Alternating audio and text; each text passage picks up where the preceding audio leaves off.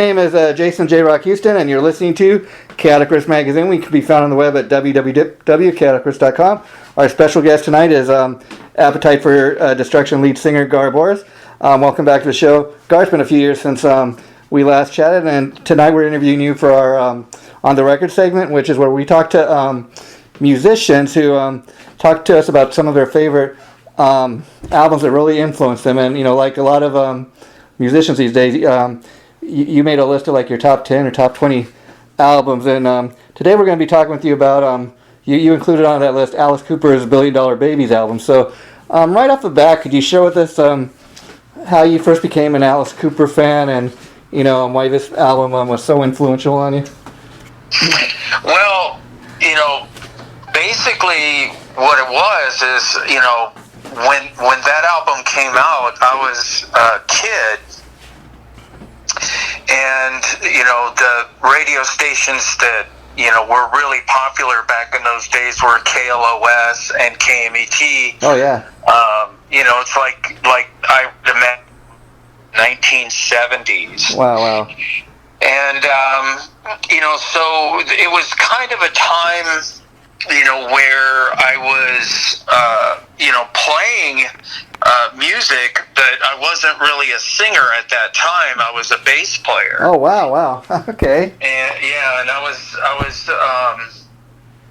always, you know, when I would hear music on the radio that, you know, just, you know, the music seemed, you know, very strong, it would get my attention. And at that time, when Alice Cooper came out with $1 Billion Babies, which was somewhere around the mid-70s. I believe 73, yeah. Yeah, it was, you know, in my earliest stages as a musician playing bass. Wow. And it just got my attention because at that time his band was extremely strong. Oh yeah, definitely. At that time, you know, when you heard the bass player, he was playing very aggressively. When you hear $1 Billion Babies, listen to the bass parts. It's very, very aggressive. Yeah. Now let me ask you, Gar. When you first were discovering the Alice Cooper band, Alice is obviously, you know, it's one thing to hear the music because pretty much any era of music you listen to that Alice has done, one thing you can say is they're greatly written songs. But I'm with you. A lot of my favorite Alice Cooper stuff is that early stuff, especially stuff that was produced by Bob Eazrin. But you know, Alice is a real theatrical guy. Now, when you first get into the music of Alice Cooper, did you like first hear the songs on the radio? Did you see a picture of him? Did you have any idea how theatrical of a performer he was? No, it wasn't about the theatrics or anything. It was really just hearing the stuff on the radio. Yeah. You know, No More Mr. Nice Guy was getting heavy radio airplay at that time, and of course, you know, $1 Billion Babies. You know, as a musician, you know, the musicianship was really what got my attention. Oh yeah, I mean, especially that original band. You had like Michael Bruce on the guitar. You had Neil Smith, the drummer. You know, Glenn Buxton and Dennis Dunaway. And see, that's what many people maybe fail to realize these days. Hear Alice Cooper. Alice Cooper, he's that singer, but no, they actually started out. Alice Cooper started out as a band, and then eventually the band broke up, and he kind of just took on the name. You know, I Am Alice. Well, you know, I remember, you know, I was in high school when they came out with their first big hit, School's Out. Oh, yeah. And that just, oh my gosh, you know, it got such heavy radio airplay because every high school kid at that time, you know, it just struck a chord with everybody that was, you know, in school at that time. Yeah, well, you know, before they got real popular, I mean, I'm going back a few years before that, when they came out with the first album, the very first single they put out, 18, and I've heard Alice talk about that song, and it's kind of interesting because when you hear the song too, like he said, everybody, they'd hear that song, they thought the lyric was, I'm edgy, and he's like, no, it's about being 18, rebellious youth. Yes, And I remember that song too. Very, very popular back in those days. But "School Is Out." Yeah. Oh my gosh, that just exploded for Alice Cooper. Yeah. In the very beginning. Yeah. Oh yeah. And, $1 Billion Babies is interesting because I was reading up on it today, of course there's a title track, but I guess what the song itself was based on was Alice and the guys in the band at the time. They could not believe they were having the kind of success that they had at that point. Yeah, he was extremely popular at that time, and it wasn't really the theatrics that was, the cause of the popularity. Was the actual songs. Oh yeah, to me, the theatrics. He wrote really good kind of storyline songs. Yeah. Where each song was kind of telling a story. Yeah, to me the theatrics was like kind of an extra bonus, but I'm with you. See, if you listen to any Alice Cooper album, even some of the newer stuff he's putting out these days, like you said, he's a great songwriter, great lyric writer, and great storyteller. That's a thing. And even going back to the early days when he had these other guys in the band like Michael Bruce, I mean, they their songwriting skills were just as powerful, and that's why I think after Welcome to My Nightmare came out, and Alice Cooper was more of a solo act. Alice still had his thing going, but it did drastically change because all of a sudden you take those other guys out of the band and you have new guys come in, and Alice is more center stage, if you know what I mean. Yes. So it really was really about that. It was more about me being a young, kind of being a sponge, type of musician where, at that time when you're really, really young, you're just looking at, for all kinds of music to be influenced by, to kind of stretch your own wings as a musician, because if you're learning how to play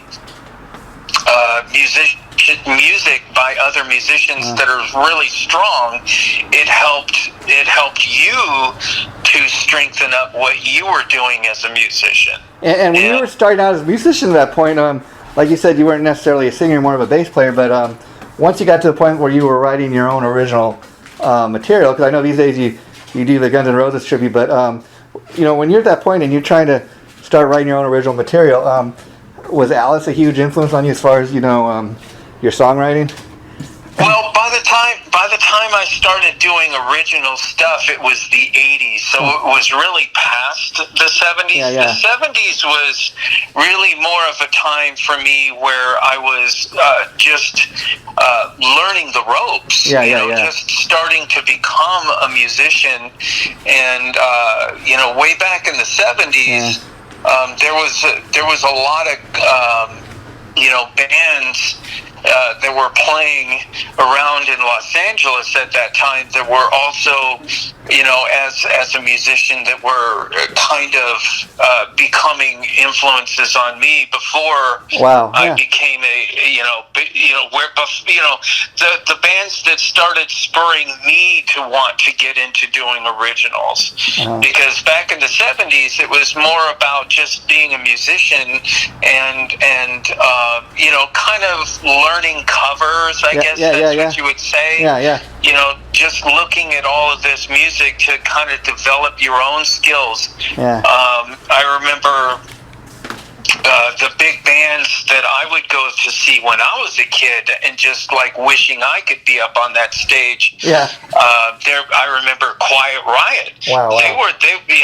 They were popular back in the 80s, but they were actually playing in Los Angeles at clubs during that time, and I remember driving by clubs and seeing big banners in front of the club saying "Quiet Riot" featuring Randy Rhoads. And and I remember another really big band that was very that spurred me on to want to get up on stage was a band called A La Carte. Oh, okay. A lot of people don't remember because it's such a long time ago, yeah. back in the 70s. But a la carte was a very highly regarded Los Angeles band. Wow, wow. And then there was also another band called Smile. Oh, okay. That had a guy named Tommy Gervin that went on to play guitar for Eddie Money for many years. Wow. And then there was also another band called Snow. Yeah, that that was Carlos Cavazo that went on to play with Quiet Riot after Randy Rhoads. Yeah. And then there was another band. This band I kind of stumbled on because I was just, it was like maybe 73 or 74 or maybe 75. I was living in a house in West Covina, and there was this house behind us that had a band that was playing Led Zeppelin. It was like they were a Led Zeppelin tribute band because everything they played was by Led Zeppelin, and the singer sounded just like Robert Plant. Wow, amazing. So here I am, a kid, and of course I drop everything and I go over to this house, because they're blasting out. Yeah. And there's this guy that's playing all the guitar parts named Donnie Simmons. Wow.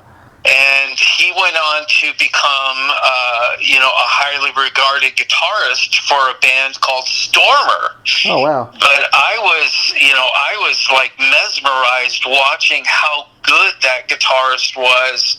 Yeah. And this is just right behind my house. Wow. When I was a kid. Yeah.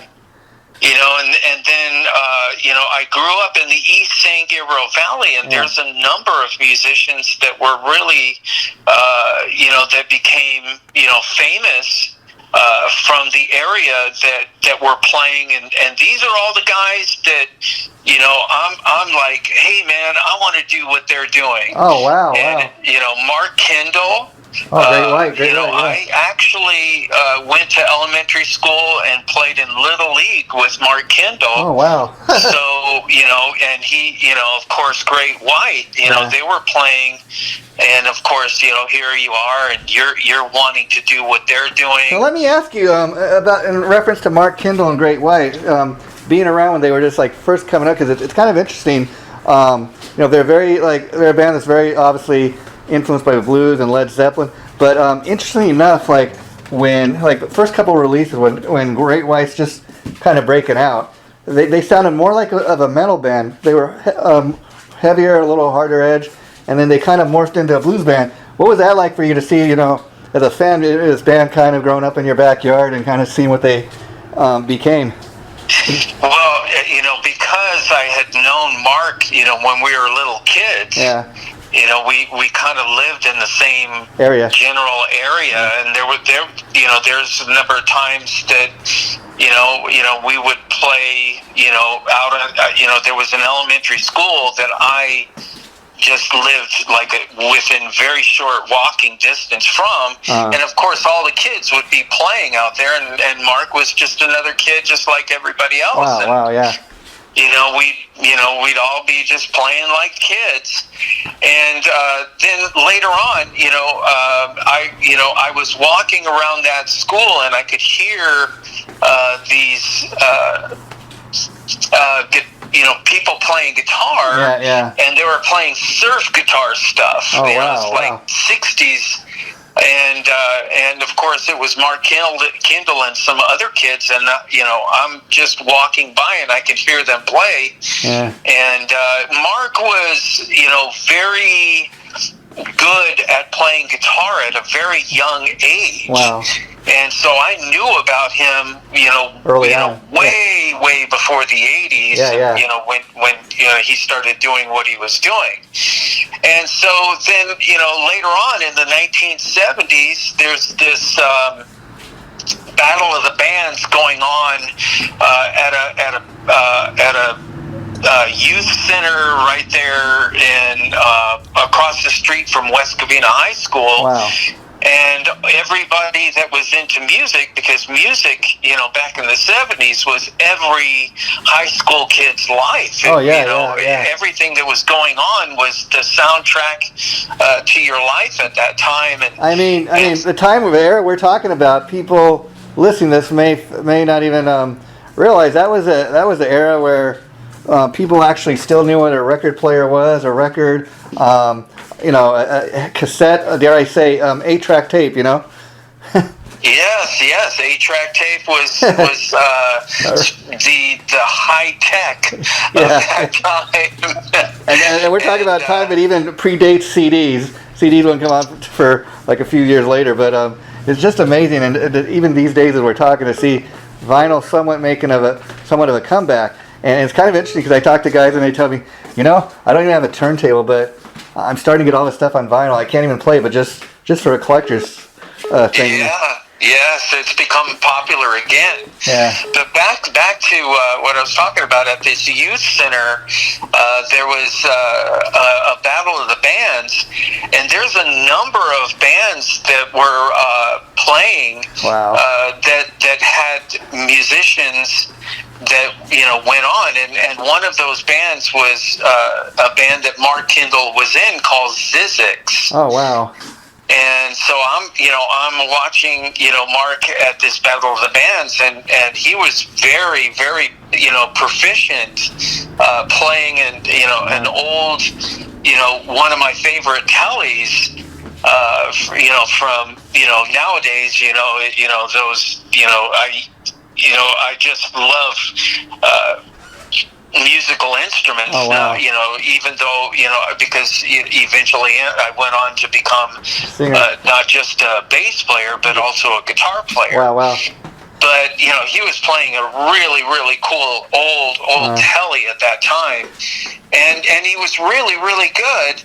And then also Vince Neil was playing at that battle of the bands. Oh wow! And it was when Vince Neil was really, really young and green. Wow, yeah. And way before Motley Crue, because this is back in I guess it's maybe about 76 or 77. Wow.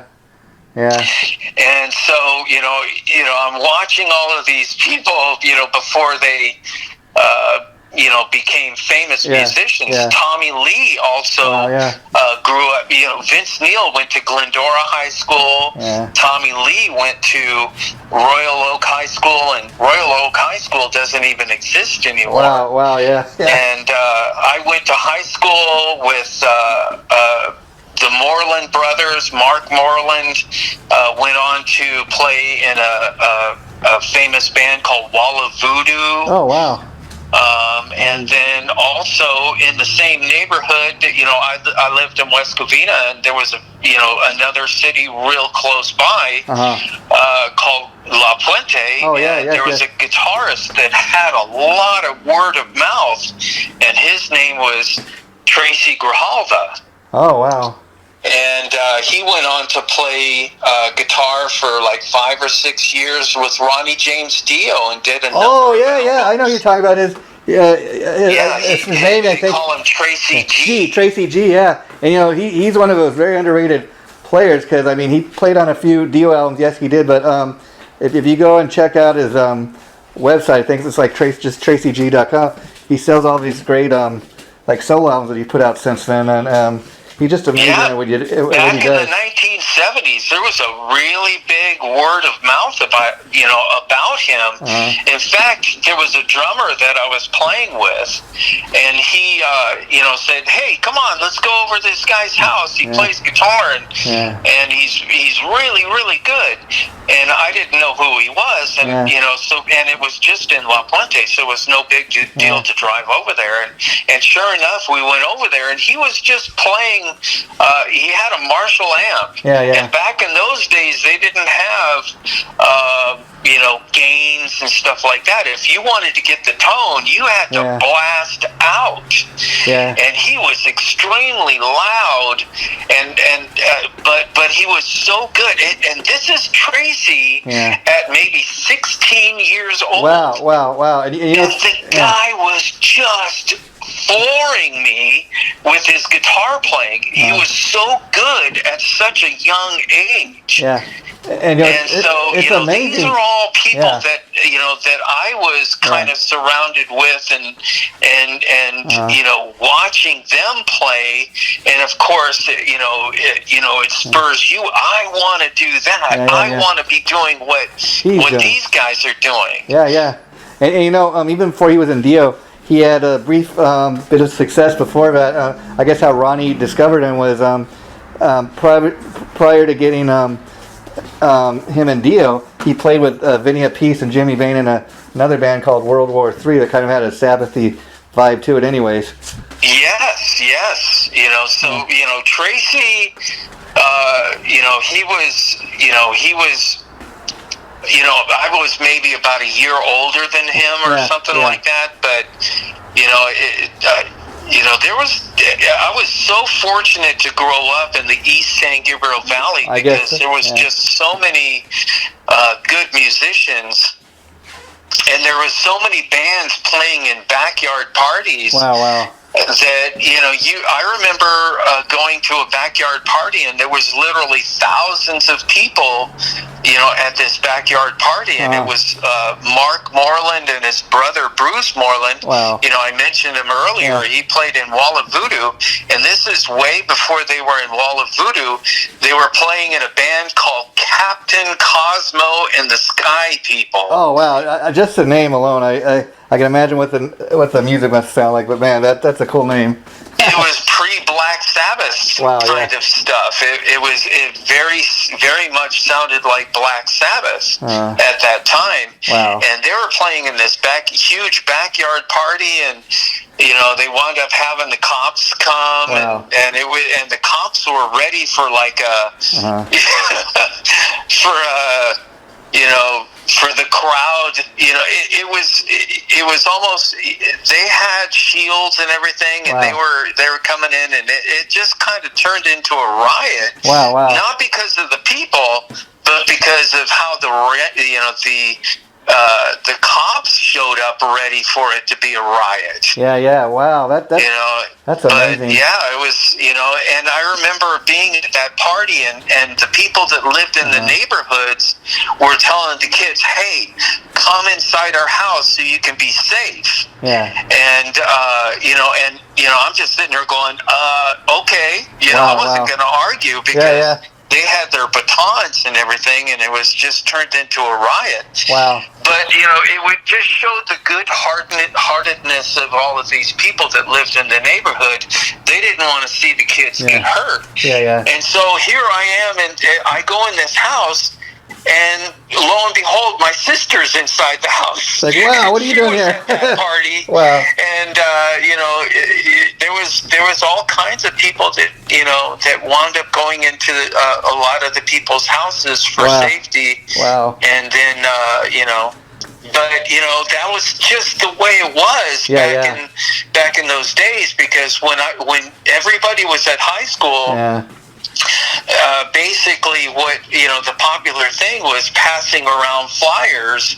Who was having the party at their house? Where's the party? Where's the party? And did you ever get opportunity to perform at any of those parties back then, or were you? Yes, I wound up the first band that I was ever in was a band called Reality Sandwich. Wow, I like that too. That was back in the 1970s, mid-70s, and the band was all nothing but improvisation. Oh wow! We didn't learn songs. We just whole thing started. You kind of just would come up with the songs kind of on the fly, just get up there and whatever came out of your. Wow. That whole band started with this guy. I would be at somebody's house, and there was this guy in a white V-dub, and he would drive by, and every time he would drive by, he would say, he would yell out my name. Wow. And wave to me. Yeah. And I did didn't know who he was, and I would just wave back, and he would just drive by. Yeah. And then this happened a number of times. I would be at different places, and here comes that guy, wow. and he'd drive by, and he'd yell out my name and wave to me, and I would, just wave back to him, and I had no idea who he was. Wow. One day, he stopped. Wow. And he goes, "You play bass, right?" Yeah. And I go, "Yeah, I play bass." And he goes, "Do you want to jam?" Yeah, why not? And I go, "Well, yeah, sure. I guess." Wow. Because I didn't know anything. Yeah. What was going on? And so he goes, "Okay, I'll get in touch with you. I'll put something together, and I'll get in touch with you, and we'll jam." Wow. And so one day, I don't know how he knew where I lived. Wow. He shows up at my door, knocking on my door, and he goes, "Are you ready to jam?" Yeah, let me ask you. And I go, "Yeah, but my bass is in pieces in the closet, and I have my bass head, but I don't even have a bass cabinet." He goes, "Well, let's put your bass together." Let's get going. And so we put my bass, and we grabbed all the pieces, and luckily all the pieces were there, and we put it together, and the neck nut was broken, and the low E bass string wouldn't stay on. Wow. And we literally took a nail and hammered it into the neck so it would hold the low E bass string in place. Wow, that's rock and we didn't even know if the bass would work, and we grabbed my head, and we went over to somebody's house, and he had a cabinet there, and we plugged it in, and it all worked. Wow, we had no idea if it was going to even work. Now that's the ultimate improvisation right there, and now did you ever find out from this guy? Like, had he seen you play previously? Did somebody recommend you or tell him about you, or was he just... Well, he went to my high school. We both went to West Covina High School, but I graduated a couple of years before him. Oh, okay. And he just knew by word of mouth, that we both lived in the same city. Wow. We both lived in West Covina, and that's why I would run across him. He actually turned out to be a whale of a drummer. Wow. I mean, he was incredible, and he went on to play in another band with Tracy G called Swift Kick, and they actually, were signed to an independent and put out an album. And that's a whole nother story because he contacted me because they were looking for a singer for Swift Kick, and I had been working, this is now in the 80s, and the early 80s, and there was a singer that I had worked with that was a really good singer that was kind of new to LA. And his band Swift Kick was looking for a singer, and Tracy was the guitarist. Wow. And I put them together with the singer, and after they auditioned him, he calls me and goes, "Okay, what's wrong with him?" And I said, "Well, what do you mean?" He goes, "He's too perfect." Wow. And I go, "Well, there's nothing wrong with him. He's a good guy. I really enjoyed playing music with him. Unfortunately, the band that we were playing together with is no longer together. But you needed a good singer. That's why I recommended him. And so of course, I'm going to recommend him. Yeah, wow. Because he's a good singer, but he was a really good guy. Yeah. And he goes, he was just too." He was so perfect, but he had to find what's wrong. There's got to be something wrong. Yeah, it's kind of interesting. You mentioned this guy would go on to become a pretty good drummer because, interestingly enough, I don't know if you're aware, but there are other famous singers that were drummers first, like Janie Lane. I heard before he was ever a lead singer, he was a drummer. Steven Tyler, even obviously Phil Collins, he was a drummer first. He kind of became accidentally a lead singer. Well, I think it's really good when you're a singer and you have some type of musical instrument background. Because when you have that kind of a musical instrument background that you did before you started singing, I think the biggest thing that it helps you to do is to be able to sing on key. Because I remember when I was really, really young, there was a lot of people that, would try singing, but the difficulty that, because they had no musical instrument background, they had huge difficulty singing on key. So, I think it really, really helps to have some kind of a background like that, because then you have the ability to be able to sing on key. Obviously.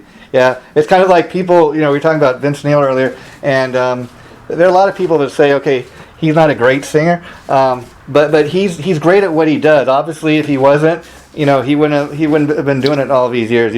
I mean, especially that's why I think as great of a singer as John Corabi is, and some say he's better than Vince, but they're two different kind of singers, and for whatever reason, Motley Crue it works best with the four original guys, and you can say what you want about Vince Neil, but that is the voice of Motley Crue, if you know what I mean. Yes. And these are all people that I grew up with. The whole theme of this conversation is musical influences. And these are all the people that I kind of grew up around as a kid. And it's kind of interesting talking about your influences like that, because you're kind of talking about the fact that you grew up around all these other guys that went on to have some level of success, and that's kind of interesting that you grew up in that area where it spawned so many musicians would go on to bigger and better things.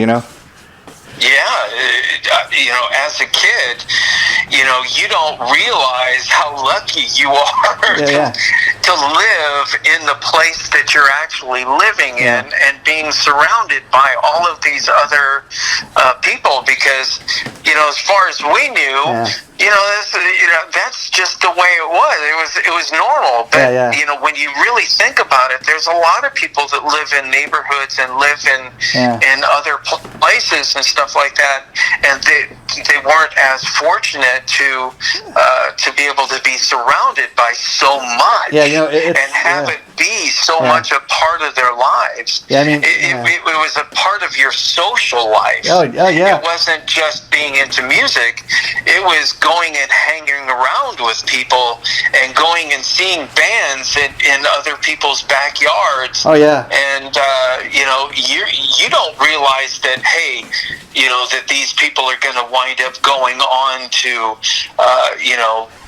higher levels of fame and stuff like that. I mean, even like the era you're talking about, Gar, especially back, like there's a time where you could walk down the Sunset Strip any night, and back in the day, you might see, Lemmy used to hang out on the Rainbow. You might see a guy like him. You might see a Nikki Sixx or Vince Neil walking down the street. You see all these guys like just kind of out on the scene every night back in the day, and it's kind of sad what it's become, because it's like with all this COVID stuff going on, they're not allowing any concerts right now. No bands are able to perform, and as a result of that, like a couple things have already happened. The Troubadours, they've got a GoFundMe page, but they're in danger of being forced to close down because they're not making it. I gotta mention right now. Back in the '80s, I played at pretty much every legendary club, club in LA, because this is where I lived. And of course, if you wanted to play music and you wanted to have some level of success, those are the places that you had to play at. The Troubadour, for me, was my favorite place to play at back in the 1980s. It was such a pain in the butt to load in and load out and everything like that. And the stage wasn't really, really super deep, but it was really wide. I really, for some reason, for me, I was never that bass player that stood over by his bass amp. You know how they, the bass player was always considered that guy that was in the back, and there was always the guitarist and the singer that was up in the front. Oh, yeah. I was never that kind of bass player. I was up in the front messing with everybody just like everybody else. Yeah. And it just never fathomed to me to be that bass player back in the back, standing by his bass amp, just holding down the bottom end. Yeah. And I was one of those crazy guys that you give me a stage where I can move around and it was super wide and I can run back and forth and I didn't have to worry about running into the guitarist or running into the singer, and I could just be an absolute maniac. Yeah. That's my memories of the Troubadour. Oh, that's amazing. It was just such a wonderful place to play at, and it was my early years of really kind of expanding the wings. Yeah, and it's kind of sad to see what that area has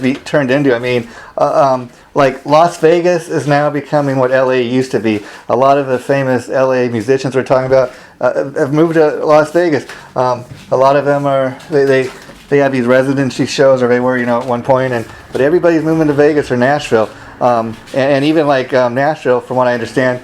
A lot of guys go there to write now that are kind of retired. They write music for other people, even guys that weren't maybe originally country songwriters or anything. But that's a way to make a living, and that's what a lot of these guys are doing these days. But it's kind of interesting to see what the music world has kind of morphed into.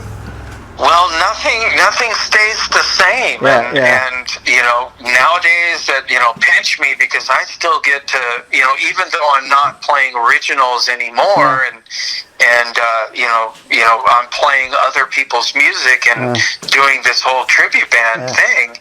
I really I feel very blessed that Las Vegas is one of the places that I have.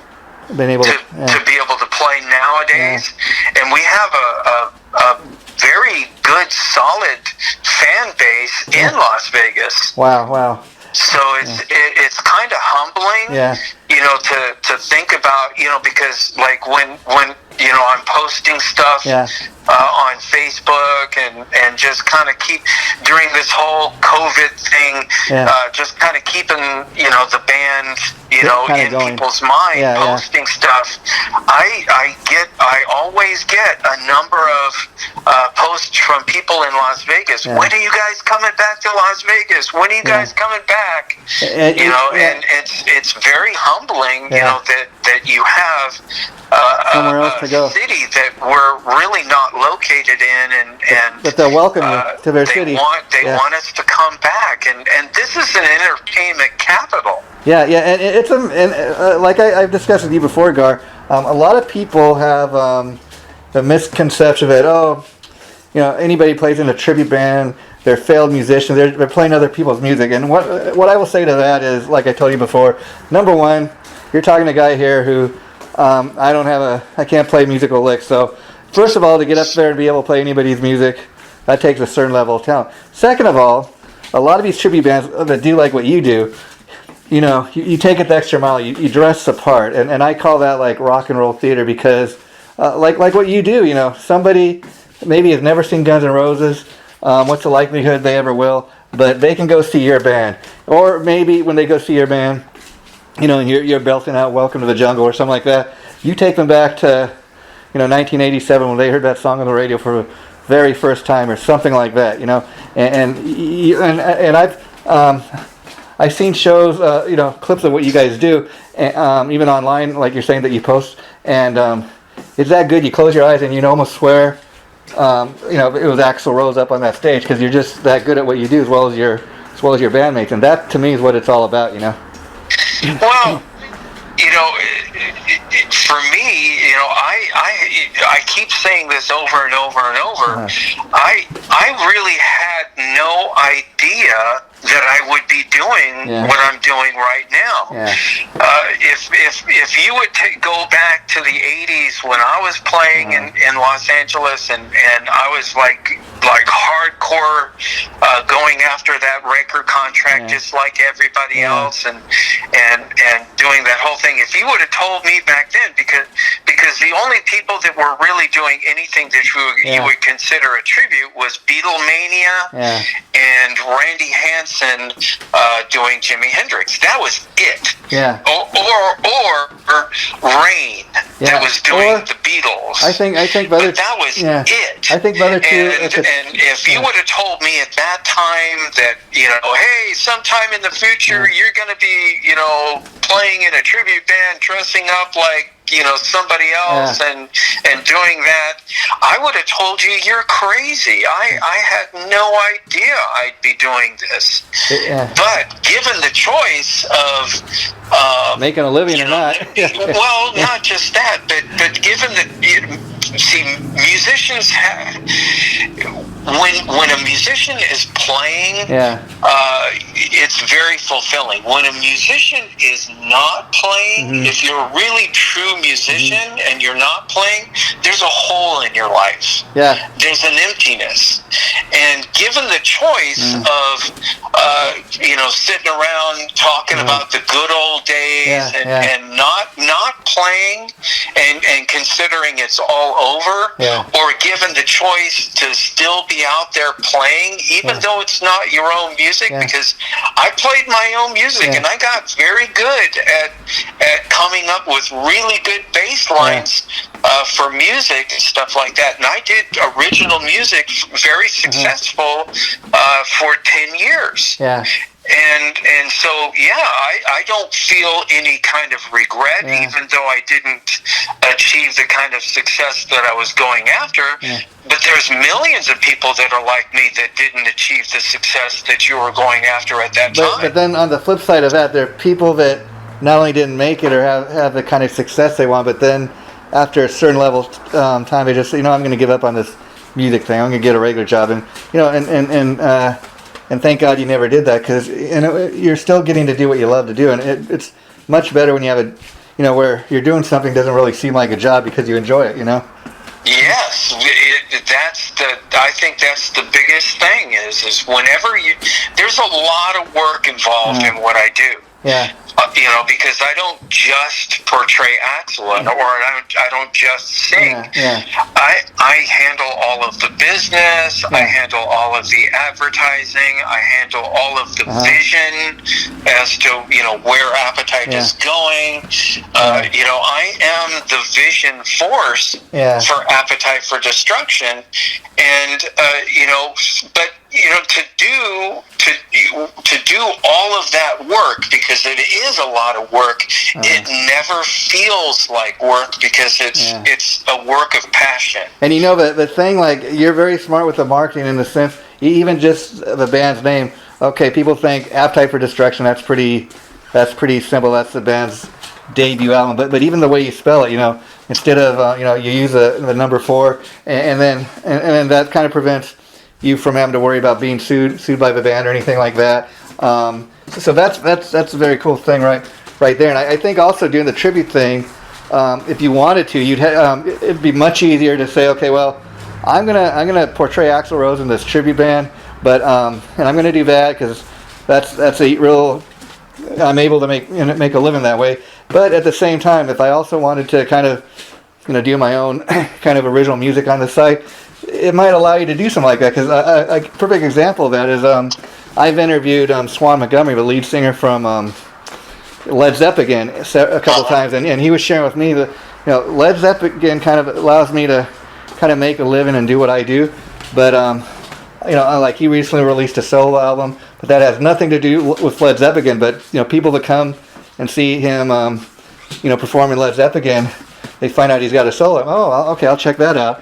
And fans, and then kind of it allows him to do that, which is much easier than trying to just do your original music that people might not hear otherwise. Well, there is going to be a point sometime in the future that I did original music for at least 10 years, and there's a number of songs that I wrote that, you know, somehow in the shuffle over all of the years and stuff like that, I've lost. And there's going to be a point that I'm going to want to go into a studio and re-record. And these are songs where, you know, top to bottom, I wrote all the lyrics, I wrote all of the music, and stuff that I'm very proud of that is actually very catchy stuff. And I'm going to want to re-record this stuff, and I am going to want to release it. Now, whether I'm going to release it for some, you know, expectation for a big payday or something like that, that's something that can't be decided by me. That's really something that's decided by the public, whether they're going to feel the same way about that material as I do. But you know, I still have, you know, a very passionate tie to that music that I wrote back in the 80s that I'm going to want to re-record and re-release. Now, so I will probably be doing something like that too. You might be surprised though, like even if you just put it up on you know, YouTube or even iTunes, like you could sell it up there, and you might be surprised. You advertise some of that stuff, like on, you know, on your personal page. Say you want to hear some of my original tunes, you know, when it's available. That is, you know, go check this out, and you might be surprised. People check stuff like that out. And in regards to your original music, like when you re-record it, do you think like you would record it as you originally had? You think you'd make like updated, kind of modernize it, or what's your thought process on that? Well, you know, with all of this time, you know, to look at everything in hindsight, I think there are things that can be even done better. You know, so of course I'm going to utilize the experience that I have now, because as a musician, I haven't stagnated. You know, as a musician, in fact, I've grown, and over the years, all of this, you know, experience that I've gained since then, you know, of course I'm going to utilize that too. I wouldn't want to just, you know, re-record it and re-release it and just do it the old way. There, you know, things can be done better. Oh yeah, definitely. And let me ask you, in reference to what's going on with the COVID stuff and not being able to get out there and perform, what are you doing to kind of keep yourself busy, just kind of working on stuff like this? Well, you know, it's really, really difficult because we have some members in the band, you know, that want to get out and play, and they're just, you know, they're very frustrated because they want to get out and play. They're just like me. You know, when you play in front of an audience, it becomes kind of an addiction. Oh yeah. And you want to get back to that. You want to get back to playing in front of that audience, because the feeling that you get playing in front of that audience is so good that you're addicted to go back, and you know. So we have some members in the band that have that strong pull to want to get back on the stage, and then but then I have other members, you know, that they have family members that are very vulnerable, and they don't want to go out, and they don't want to bring it back to vulnerable people in their families. You know, members of the band that their wife, you know, is a recovered cancer survivor, and which makes their wife, you know, very risky to you know, they just can't be cavalier about going out and doing that. Yeah, of course. So, you know, we have difficulties in, in wanting to get out there and playing, but also wanting to be careful and you know, value your loved ones' lives and things like that. So, you know, it's I don't think that we're any different from any other band. I think these same difficulties are happening in just about every band that has got kind of struck down in mid stride with all of this, because basically that's what it is. Everybody's out there doing gigs and wanting to get out there and play, and then all of a sudden this thing just completely takes your feet from out underneath you. And so we're going through the same difficulty and the same mid-stride taken down that every other band is going through. But and the reason, then there's the worry that what's going to happen is if this whole thing gets lifted and bands can get out and start playing, how are people going to want to feel about going into a venue and enjoy watching their band and doing all of this and worrying about, am I going to get sick? Am I what is the going to happen and everything like that? Am I going to bring this home to my loved ones? For me, the last thing that I would want to do is just that. Get any one of my loved ones sick, and I can guarantee you this, the way that I look at it, all I can do is speak for myself. I would never lose an opportunity to get out and play in front of an audience, but from here on out, because I look at myself as a high risk, because I'm in the age group of the type of person that if I go out and I get struck down with this COVID, that I'm a high risk group person. But the pull for me to want to get up and play and perform is so strong that I'm willing to take the risk. But there's no way that I'm going to go out and do that and not be careful.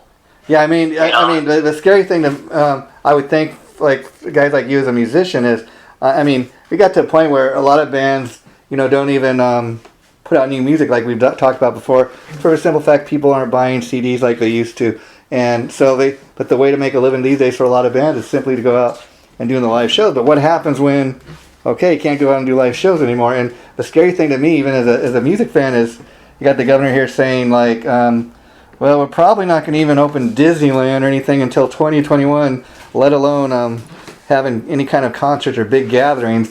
And, what's scary to me is, on one hand, you think that you want to get back to a little bit of normalcy, but then even yesterday they're announcing the Hollywood Bowl is not going to have any concerts for the rest of the year. And then I hear today they're going to decide if they're going to even have a rose parade. I'm thinking, that's all the way in January, and they're already talking about canceling things for January. Wow. Well, but what is everybody to do? Let's just throw caution to the wind. And then just have this thing explode. For me, I'm not here to make any kind of political statement or do anything like that. But all I can do is speak as a musician and how a musician feels about that pull to want to get back up on that stage. And that pull to want to get back up on that stage is as strong as it's ever been. I just look at it. I'm willing to take the risk. I hear you. To get out on that stage because I love doing it so much. It's like I said, it's an addiction. But do it in a safe way, right? But there's no way that I'm going to do that and not be careful. Of course, I'm going to protect my life, and I'm going to protect the safety of my loved ones, and I'm not just going to be reckless. I hear you. And go out there and do this because there's people that I care about too much. And My son-in-law is a doctor. Oh wow. Okay, so you got somebody the information that I get, I'd say is because pretty good. He's out on the front lines, and oh yeah, and definitely. he has certain patients that right now he can't even see patients in an office. He has to talk to his patients over the phone, a la Skype, wow. and doing it, this kind of wow. a way, wow. Where at least he's still able to stay with his patients yeah. and be able to get the kind of information that he needs to be able to help them protect their lives. And some of his patients have COVID. Yeah, definitely got to tip our head. So he has to, and there's some times that he has to do, testing, wow. where, he'll do frontline stuff, because he's got to do his part too. Yeah. But he's extremely careful and, to not bring it back because he's got a newborn baby that's only 2 months old. Wow. And he's got a daughter that's only 3 years old. Oh, wow. And of course, as a father, he's going to do everything that he's going to, in his power, to take care of these people that need doctor care. Yeah. But also protect his vulnerable children. Wow.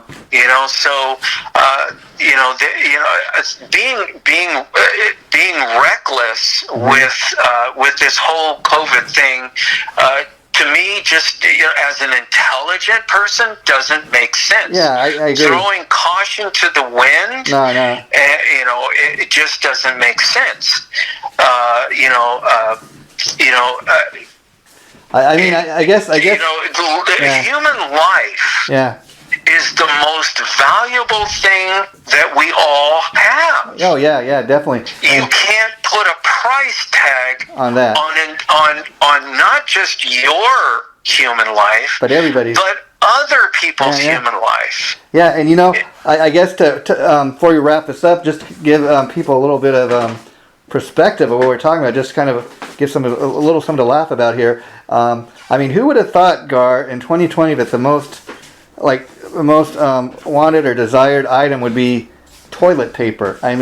It is just crazy. I can tell you about my own personal experience with that is when this first started, I kid you not, I was worried about not having any toilet paper. It's something that you did not usually, there was a time we used to worry about toilet paper being available at the local market, but it got so bad that I had to stand in line at a Target. I had to wait 30 minutes. You're only allowed to get like one package, and then where I went to Target that particular day, they were only selling like the 30-pack roll for $30. So it's like, well, do I get this? At least I have some toilet paper, or do I go searching? It was getting to the point where I was searching. I'm like, no, I'm going to get it but that's what 2020 is going to remember. Besides COVID, the toilet paper. Just think about that to put that in perspective for a minute. Well, for me, being the head of the business for Appetite for Destruction, I started this year more aggressive than I have ever been at getting the band booked, and for us to be busier this year than any other year in the past. That said it all. And the way that it's turned out, we only got to do one show. Yeah. In January. Wow. And just to let people know, after that we got struck down by this, at our knees, and we haven't been able to do a single show since. Virtually every show that I had booked all the way through, we're still, I don't really, I have a show at Eastville Park out there by Norco, California, for July 10th. That's a concert in the park. Maybe. And that's July 10th, and I still haven't gotten word whether that's been canceled or not. But I really don't have. Of course, with the way word is coming down, that that's probably going to get canceled too. And all of our shows at Fantasy Springs, we usually do 2 shows a year at Fantasy Springs. The first show already got canceled, and we have another show in early September. That show, we're just kind of crossing our fingers, our eyes, and our toes, and whatever else I can cross. Anything else doesn't get canceled.